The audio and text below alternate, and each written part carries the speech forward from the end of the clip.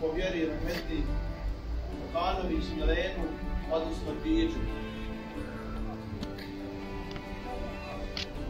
I ako Bog da rahmetli Milena, odnosno Tiđa, kako smo je mi svi više tako i islali, i ako Bog da kod Allaha Đelešanu zaslužila pomoć da bi se u najboljem danu u sedmici klanja dženaza namaz. To kod Allaha Đelešanu zasluže oni, ne je on tako odlučio.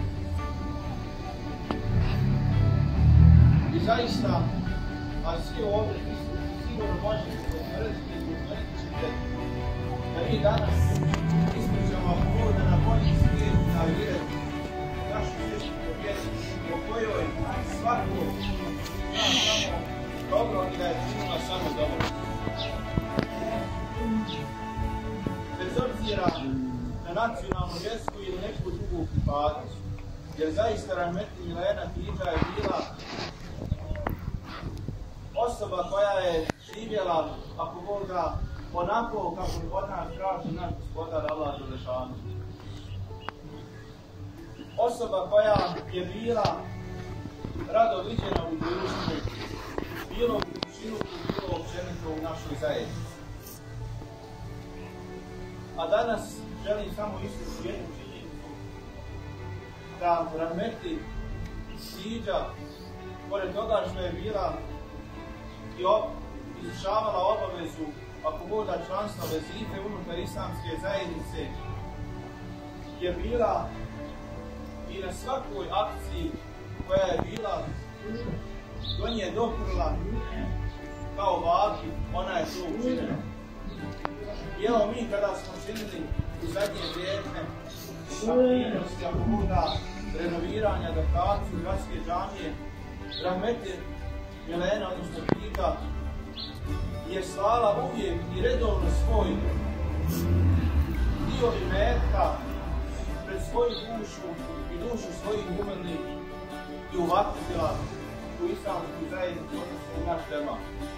Znači, kada je bilo u pitanju i novi tepisi u gradskoj džamiji, krečenje gradske džamije, uljepšavanje, uređivanje gradske džamije, održavanje mezara, nije bilo akcije da rahmetli Milena, odnosno Tiđa, nije podržala ovaj džemat, odnosno činila ono pred svoju dušu. Ako Bog da, kao jasna osoba, član društva, općenito, a i islamske zajednice. I zato, pored ovoga, ona ostavlja iza sebe 4 odgojene djece. Djeci koji će, ako Bog da, nakon njenog ukopa, nakon poseljenja, povratka Allahu Đelešanu, ako Bog da, nastaviti njenim stopama. Činiti dobro u islamskoj zajednici džematima, a i općeniti društvu, jer ona je pomagala ne samo da kažemo ukupno islamskoj zajednici džematima, nego je pomagala svoje komšije, svoje prijatelje, svoje potomke, onoliko koliko je mogla. I ako Bog da, ona je to primjela i na svoju djecu.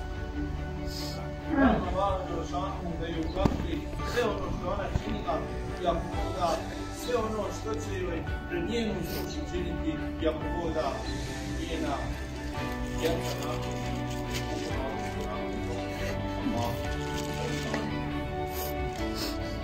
ako Bog da, nije za današnji dženazu namaz za odraslu žensku osobu donijet će kolega Muhammed Efendija Hođić, imam džemata Urije,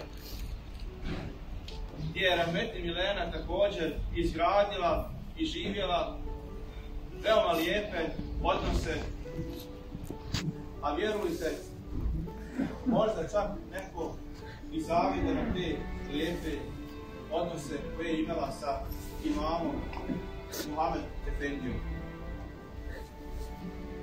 I to govori također o činjenici i kakva je bila osoba na Tiđa. شفاعة يا رسول الله الله الله يا الله الله الله يا الله